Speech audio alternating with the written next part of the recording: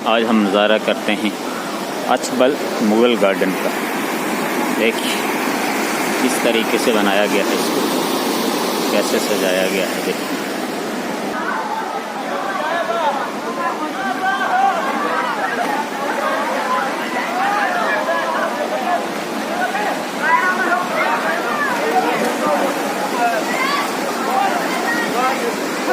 ये देखिए मुग़लों के ज़माने का बना हुआ, ये उधर एक छोटा सा महल, पीछे पानी का नज़ारा किस तरीके से कैसे कैसे सजाया गया है इसको। देखिए सुभान अल्लाह, देखो वहाँ से पानी निकलता है पीछे से और फिर ये आगे बहता है इस तरफ इस तरफ इस तरफ इस तरफ।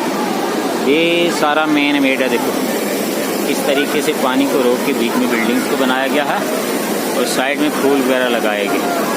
देखिए बाद में हम नीचे जाते हैं, फिर आगे वाला नज़ारा भी मैं आपको दिखाता हूँ।